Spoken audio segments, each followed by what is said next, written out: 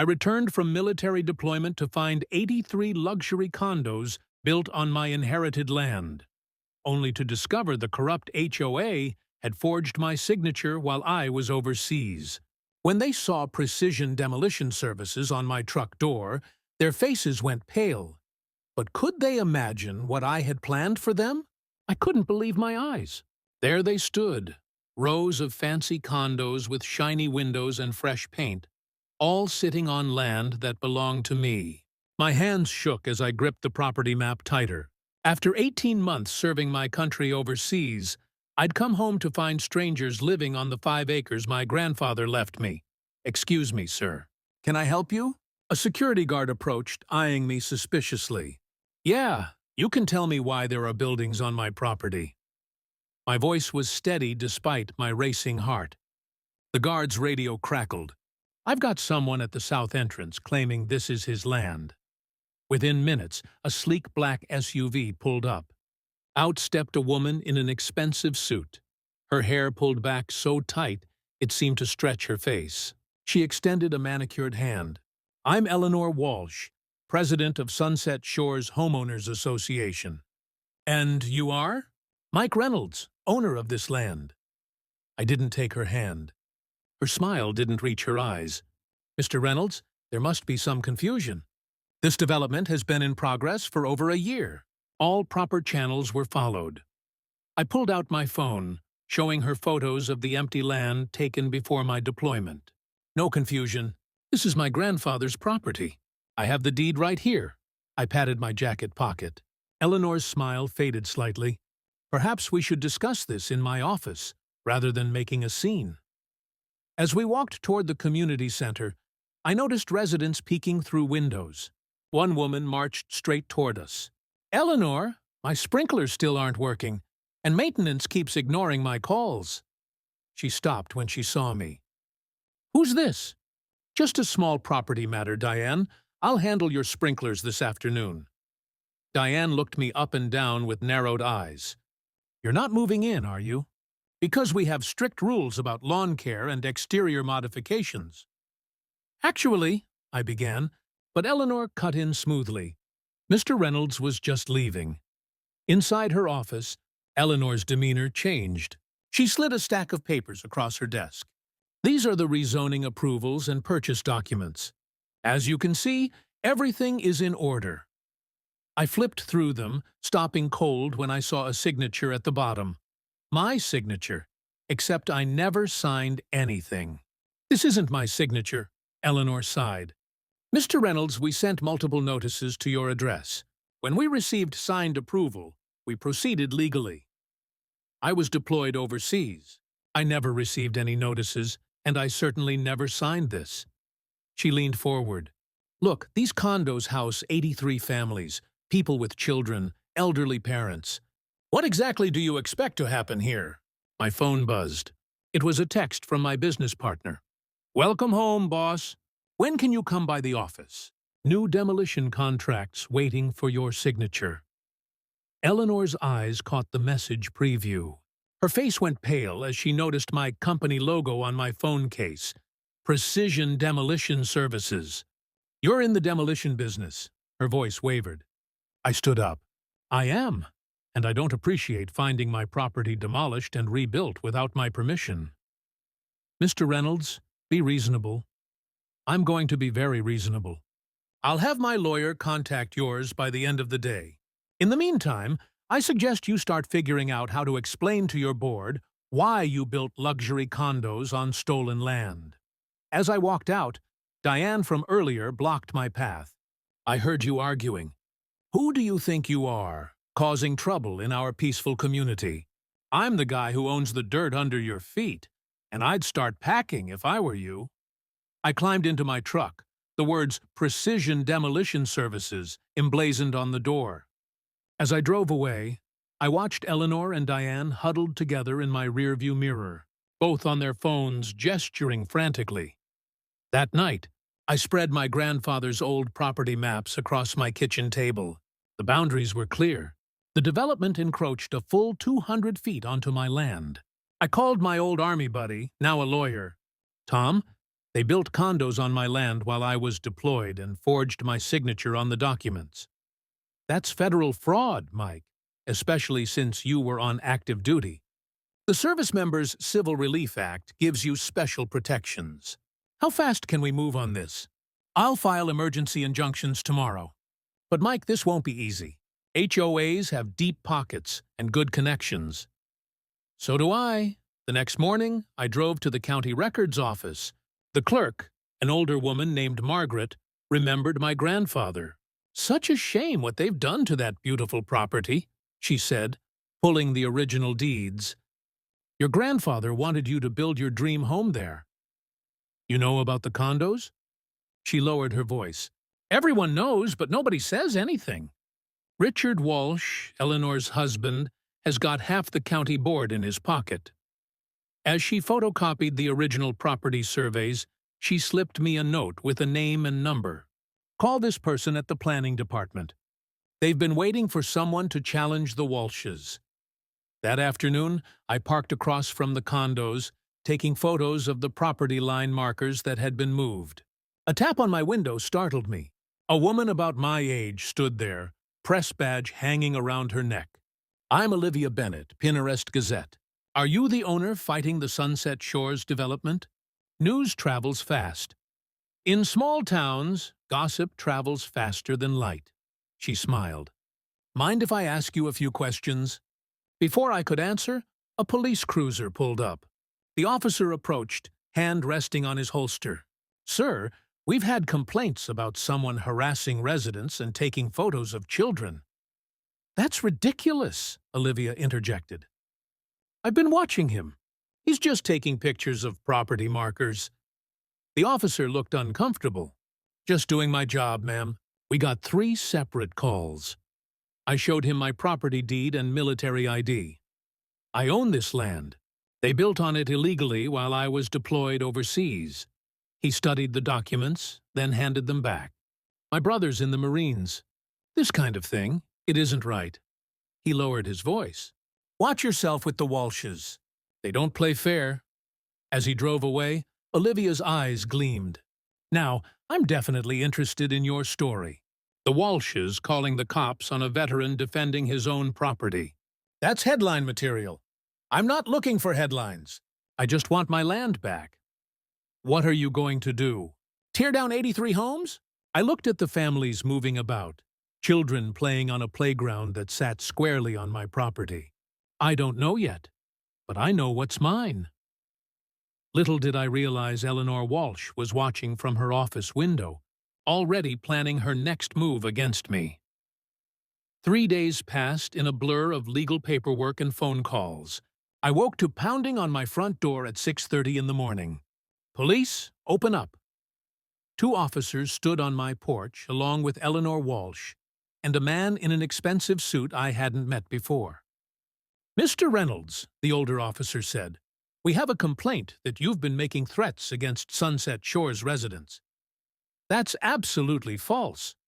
Eleanor stepped forward. "Multiple residents heard you say they should start packing and that you were going to demolish their homes." The man beside her nodded. "I'm Richard Walsh, Sunset Shores developer.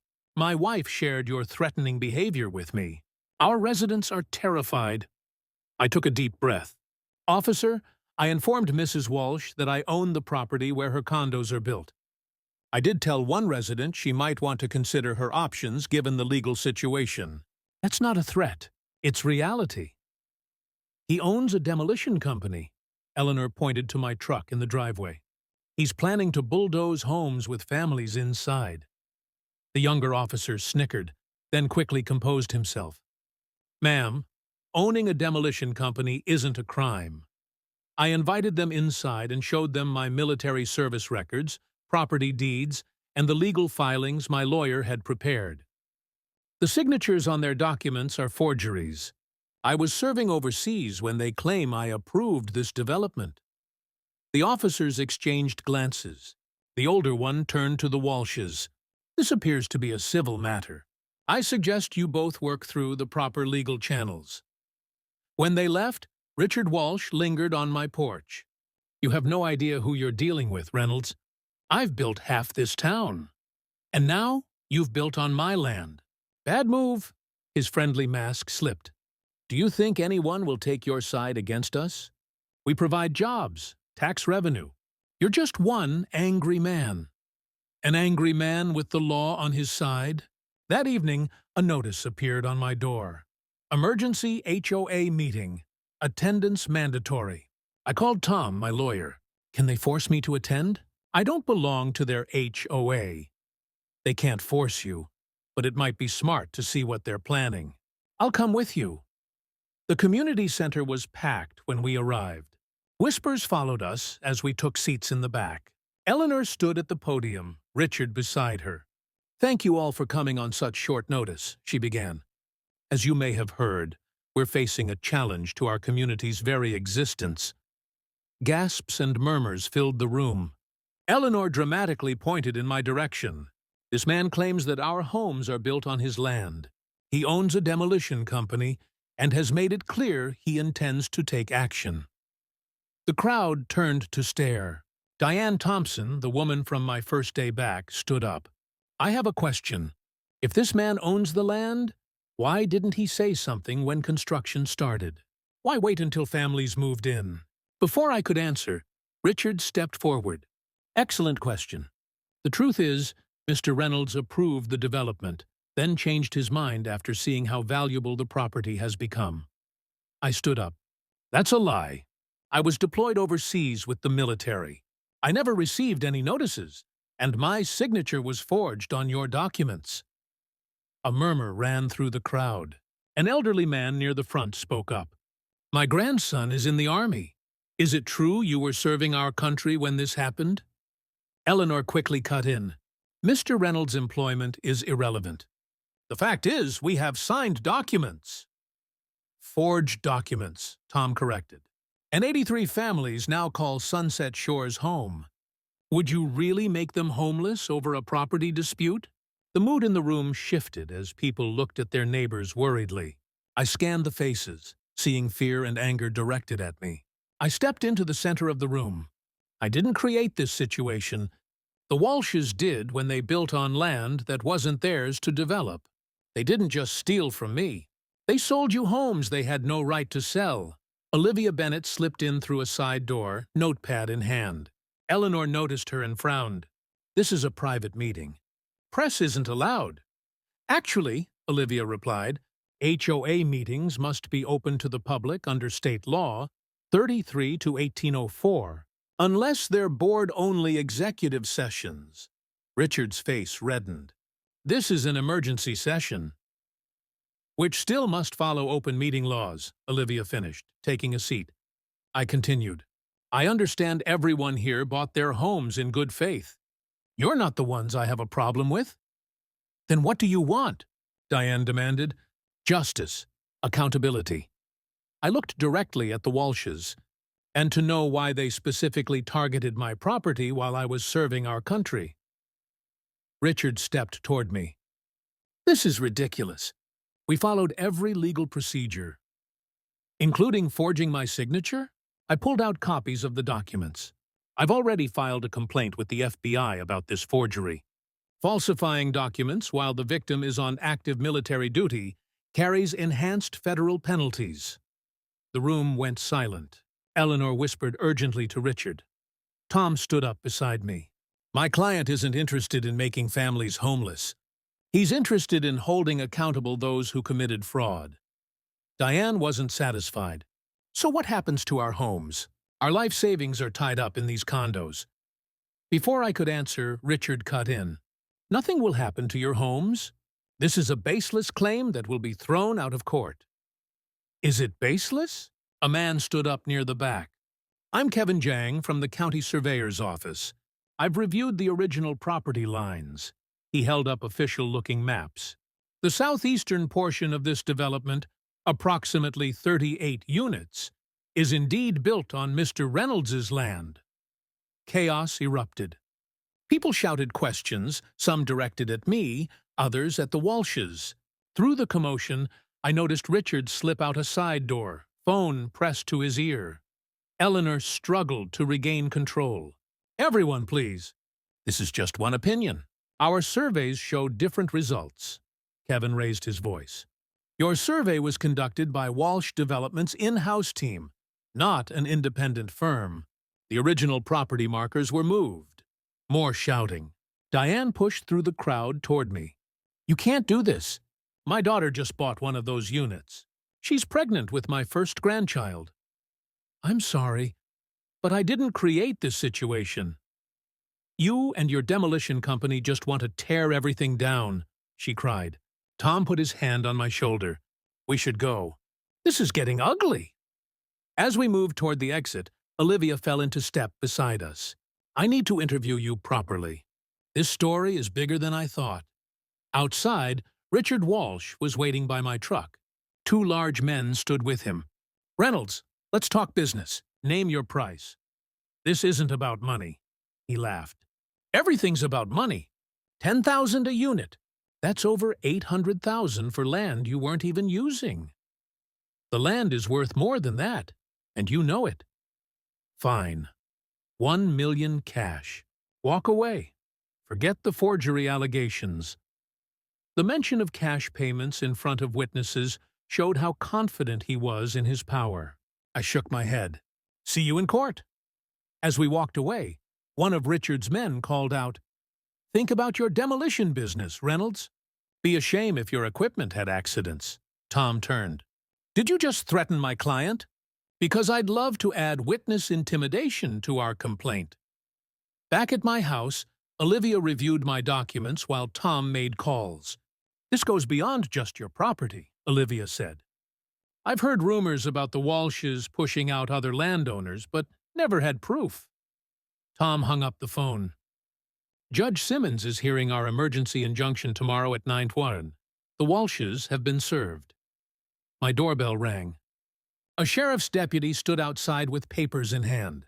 Michael Reynolds, this is a cease and desist order preventing you from entering Sunset Shores property or contacting residents. He handed me the documents. You're also prohibited from operating demolition equipment within 500 feet of the development. As the deputy left, we reviewed the order. It was signed by Judge Henderson, Richard Walsh's former law partner. They're trying to keep you away from your own property, Tom said, already typing on his laptop. We'll get this overturned tomorrow. Olivia's phone buzzed repeatedly with messages. Something's happening at Sunset Shores. Multiple residents texting me. We turned on the local news. A reporter stood in front of the condos.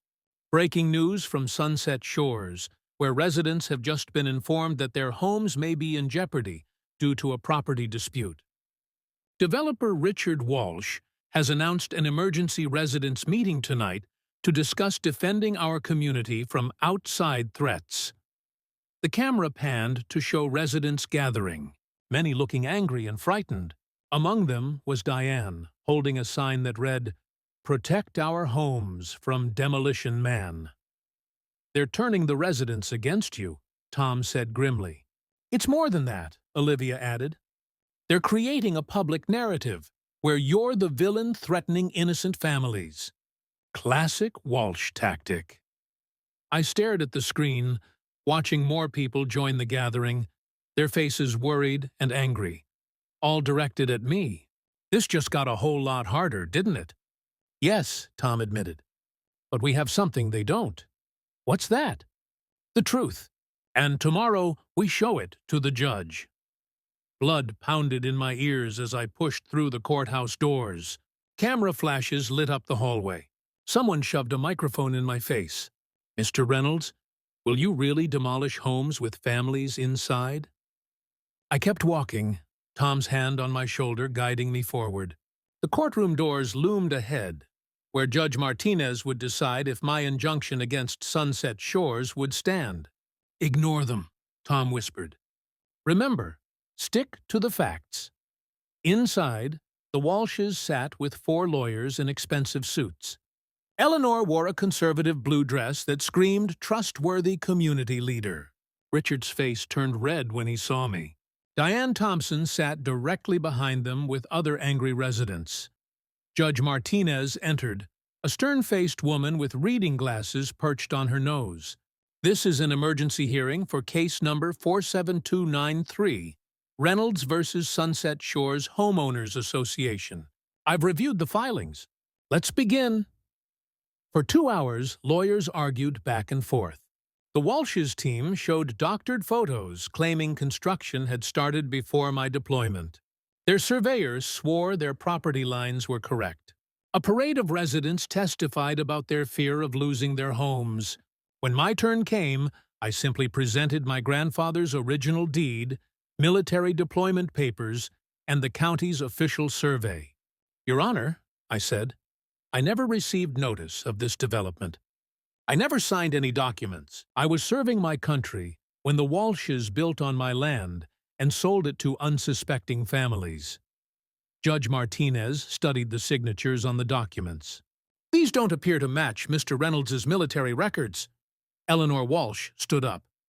"Your Honor, if I may—" "You may not," Judge Martinez cut her off. "I find sufficient evidence to grant a temporary injunction. No further construction will proceed on the disputed property until a full hearing." Richard Walsh exploded. "This is outrageous. Do you know how much money—" "Mr. Walsh, control yourself, or I'll hold you in contempt." Outside the courtroom, reporters swarmed us. Olivia pushed through the crowd.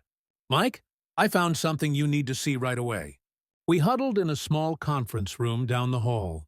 Olivia opened her laptop and played a video. "This is security footage from County Hall from last year. Watch."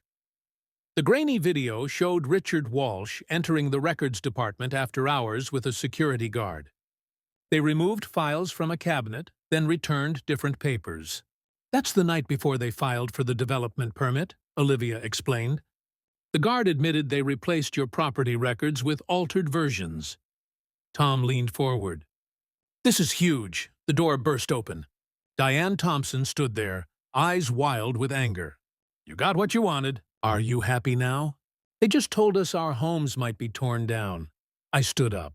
"Diane, no one said anything about tearing down homes. The injunction just stops new construction." "Liar. The Walshes said you're forcing everyone out in 30 days. Olivia stepped forward. "They're manipulating you, Diane. I'm a reporter. I've seen the court order. It doesn't say anything about evictions." "Richard Walsh is being investigated for document fraud," Tom explained gently. "Think about it. Why would he lie about the court order to turn you against Mike instead of himself?" Confusion crossed Diane's face. "I don't understand. We paid for our homes. We have deeds. Deeds to property that wasn't legally theirs to sell," I said. "But that doesn't mean I want to hurt innocent families." Heavy footsteps approached. Richard Walsh appeared in the doorway with 2 security guards. "There you are, Thompson. Get away from him. He's dangerous." I stepped forward. "The only dangerous person here is you, Walsh. Forging documents, lying to residents." "Careful, Reynolds. Slander is serious." His eyes darted to Olivia's laptop. "What are you showing her?" Olivia closed her computer. "Just some interesting security footage from County Hall. You're quite photogenic, breaking into the records office." Richard's face went pale. He grabbed Diane's arm. "We're leaving now." As they walked away, Diane glanced back at us, doubt written across her face. That night, a brick crashed through my living room window. Attached was a note. "Drop the case or next time, it's not a brick." I called the police, but knew it would lead nowhere. While waiting, I scrolled through my phone and froze at an old photo. Me and Catherine, my ex-wife, standing on my grandfather's land 3 years ago. Catherine, who had worked as a legal assistant before our divorce. Catherine, who knew exactly where my property boundaries lay and how much the land was worth. I dialed Olivia's number. "I need you to look into someone for me." "My ex-wife, Catherine Reynolds. She might be connected to this somehow." "What makes you think that?" "Just a hunch. She knows the property well, and she wasn't happy when my grandfather left it to me instead of us jointly." 2 days later, Olivia called back. "Mike, you need to see this." We met at a coffee shop downtown. She showed me bank records obtained from a courthouse clerk. Catherine received 4 payments of $25,000 from Walsh Development starting 1 month after your deployment. My coffee cup froze halfway to my lips. She sold me out. There's more. She's been working at Walsh's office under her maiden name. The betrayal hit me like a physical blow. I had trusted Catherine with everything, including keys to my grandfather's property box. "We need to talk to her," Olivia said. "She might be willing to testify about what she knows." "She won't. Catherine would never admit to doing something wrong." Olivia squeezed my hand. People surprise you sometimes, especially when their own freedom is at stake. Before I could respond, my phone rang. It was Tom. "Mike, get to my office now. The FBI just called. They're opening an investigation into the Walshes for fraud against a service member." As we raced to Tom's office, I spotted a familiar car parked outside. Catherine's red Audi. My heart pounded as I pushed through the door. There she sat, looking smaller than I remembered, her eyes red from crying. "Hello, Mike," she said softly. "I think it's time I told you what really happened." Catherine's hands shook as she clutched her coffee cup. I never meant for it to go this far. We sat in Tom's office. Me, Catherine, Tom, and Olivia. FBI agent Torres listened from the corner, recorder running. "Start from the beginning," Agent Torres prompted. Catherine took a deep breath. "After we divorced, I couldn't find good work. Richard Walsh approached me at a bar one night. He knew who I was, who Mike was. He offered me a job." "Doing what?" I asked. "Information. At first, just details about which service members own valuable land. Later, access to documents." She wouldn't meet my eyes. "He said they'd make legitimate offers." I believed him. "Until when?" Agent Torres asked. "Until I saw the forged signatures. I confronted Richard. He laughed and said no one would ever know." Anger bubbled inside me. "You gave them access to my grandfather's property box. The one thing he wanted me to have." A tear slid down Catherine's cheek. "I'm sorry, Mike.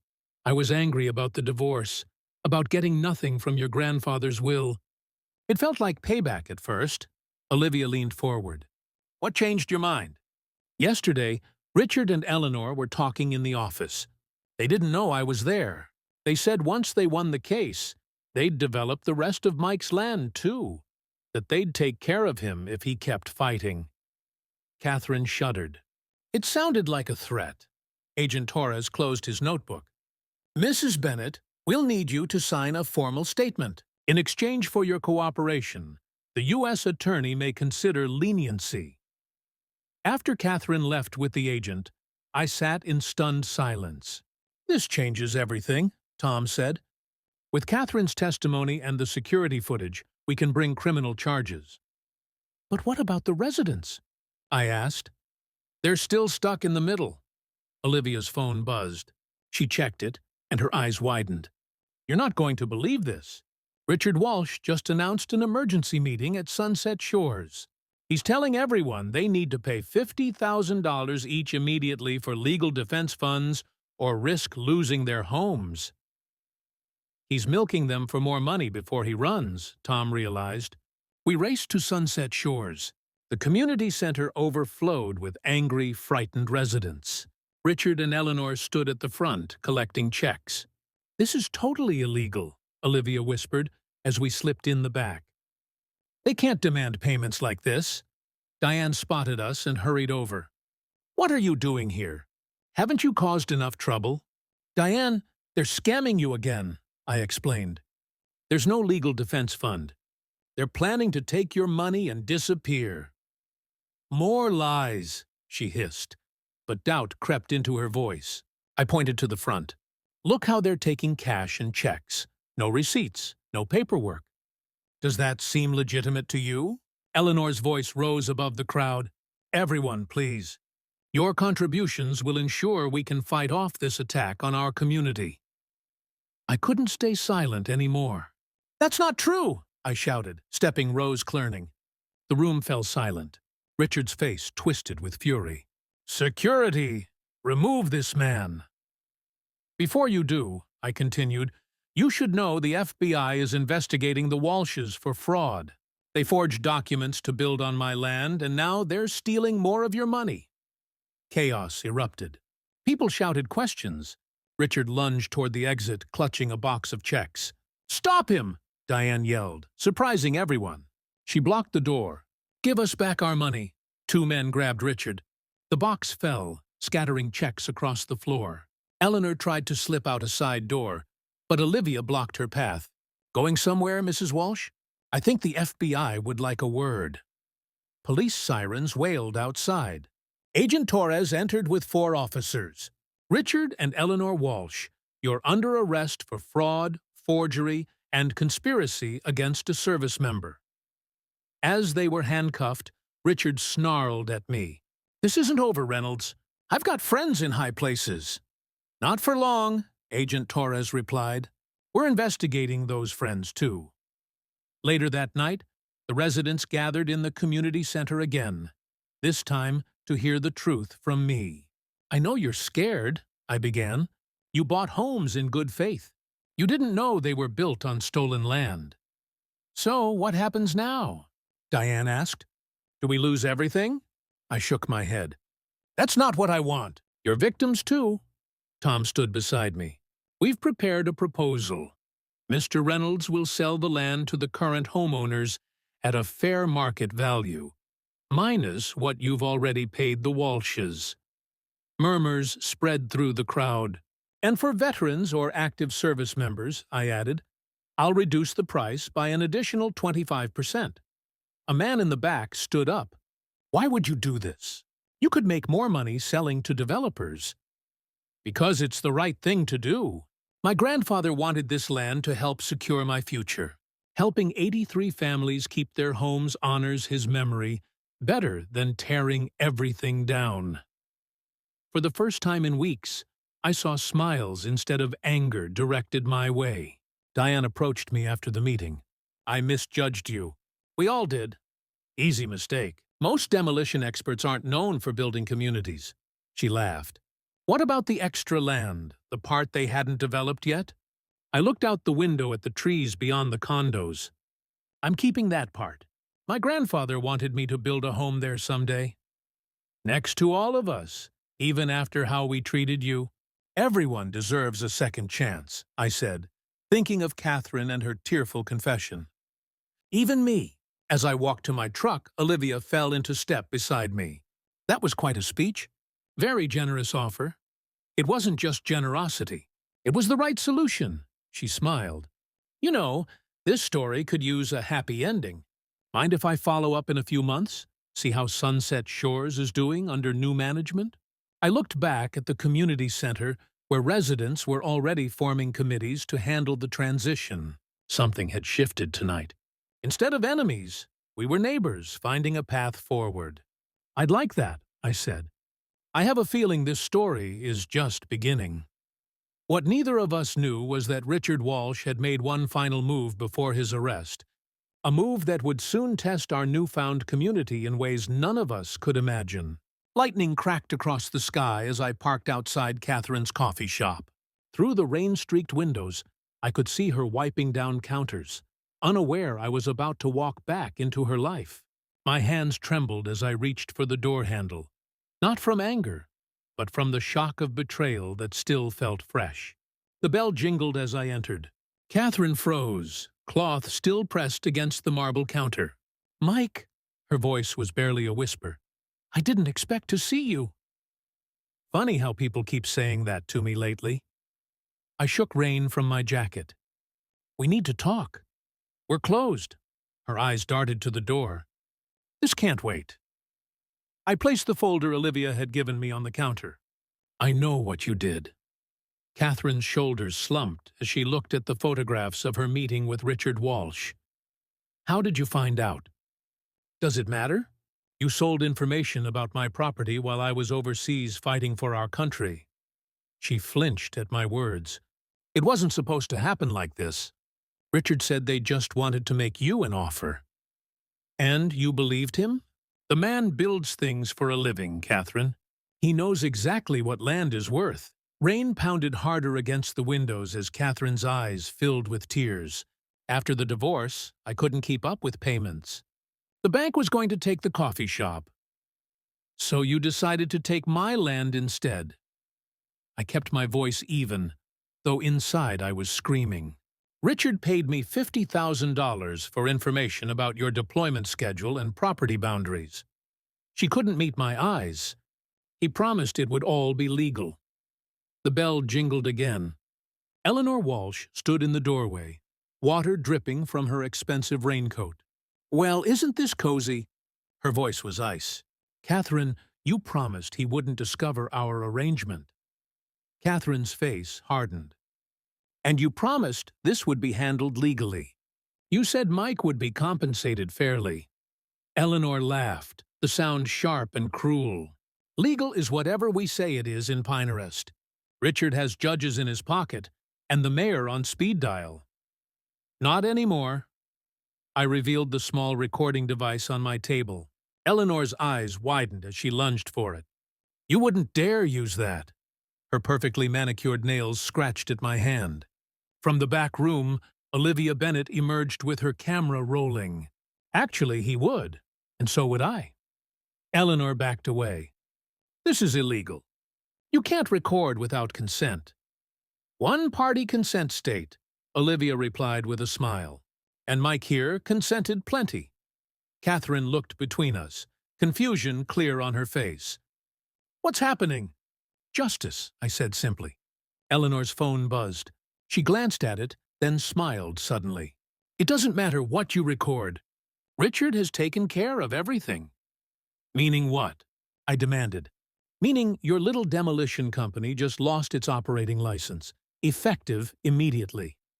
Tragic safety violations were discovered." She checked her perfectly polished nails. "And Judge Henderson has signed an order preventing you from coming within 500 feet of Sunset Shores. Forever."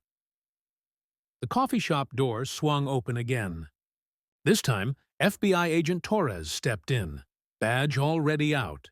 "Eleanor Walsh, we have some questions about fraudulent real estate transactions and intimidation of military personnel." Eleanor's smug smile vanished. "Do you know who my husband is?" "Yes, ma'am. He's the man we arrested 20 minutes ago at your office." Agent Torres nodded to two more agents who had entered behind her. "We'll need you to come with us." As the agents led Eleanor away, Catherine sank into a chair. "What happens to me now?" I looked at her. "This woman I had once loved." "That depends on whether you help make this right." Olivia touched my arm gently. "Mike, there's something else you should know. The residents are being evicted tomorrow, all 83 families." "What? That wasn't part of any court order." "Richard's doing his final act of revenge. He's claiming structural issues require immediate evacuation." She showed me text messages from panicked residents. Diane Thompson's pregnant daughter has nowhere to go. Stared at the rain-soaked street where FBI agents were, helping Eleanor into a black SUV. Sometimes winning feels a lot like losing. I reached for my phone. "I need to make a call." Bulldozers lined up along the edge of the property, their yellow paint bright against the early morning fog. News vans clustered nearby, reporters sipping coffee and checking cameras. I stood watching from my truck, the weight of what came next heavy on my shoulders. Tom approached, legal papers in hand, all signed by the judge. "You're officially back in control of your property." "Did they all get out?" I asked, scanning the condo buildings. "Last family left an hour ago." He followed my gaze. "You sure about this, Mike? No one would blame you for tearing it all down." Before I could answer, Diane Thompson's car screeched to a halt beside us. She jumped out, still wearing slippers. "You monster!" she screamed, rushing toward me. "My daughter is 8 months pregnant and sleeping on my couch. Are you happy now?" "Mrs. Thompson," Tom began, but I raised a hand to stop him. "Diane, I need you to listen carefully. Where are the other residents staying?" She blinked, thrown off by my question. "Wherever they can. Hotels, friends' houses. Some are sleeping in their cars." I handed her a stack of papers. Give these to everyone. They need to be back here by noon. What is this? She looked at the top sheet suspiciously. New housing contracts, legal ones this time. Tom smiled beside me. Mike's not demolishing the condos, Mrs. Thompson. He's selling them to their current residents at half the market price. Diane's mouth opened and closed several times. But the news said, the news got it wrong. I nodded toward the bulldozers. Those aren't here to tear down homes. They're clearing land for a community playground and garden on the undeveloped portion of my property. Tears filled Diane's eyes. Why would you do this after everything we did to you? You didn't do anything to me. The Walshes did. I looked toward the condo where her daughter lived. No child should start life homeless because adults couldn't play fair. As Diane rushed off to spread the word, Olivia approached with her camera crew. Ready for your statement? As I'll ever be. The cameras rolled as residents began returning, clutching the papers I'd sent, hope and confusion on their faces. Catherine stood at the edge of the crowd, helping an elderly couple with their bags. Today marks a new beginning for Sunset Shores, I said into the microphones. The FBI investigation revealed that the Walshes forged documents and bribed officials to build on my land. But the families who bought these homes did nothing wrong. Murmurs spread through the growing crowd. That's why I'm selling each unit to its current owner at half price, with special discounts for veterans and first responders. The new Sunset Shores will be resident-owned, not controlled by developers who put profit over people. Cheers erupted. Agent Torres smiled from beside her FBI vehicle. What about the Walshes? Someone shouted. They'll have their day in court, I replied. But today isn't about them.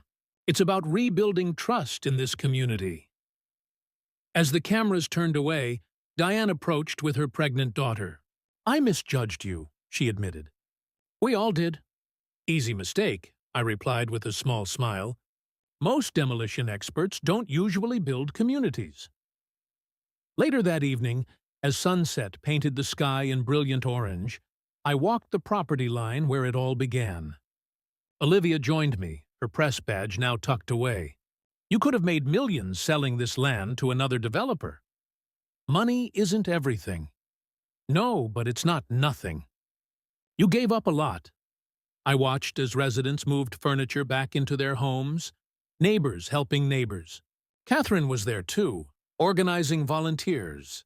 I gained something better, I said. My grandfather wanted this land to create something lasting. Now it will. Olivia's hand found mine in the fading light. The story's getting national attention. Demolition Man builds community instead of tearing it down. You're going to be famous? I laughed. I just want to be at peace. And are you at peace? I thought about Catherine's betrayal, now softened by her efforts to make amends. About Diane's transformation from my biggest critic to grateful ally. About the land that had nearly torn us all apart, now bringing people together. Getting there, I replied, watching as lights came on in homes that rightfully belonged to their owners at last. One brick at a time,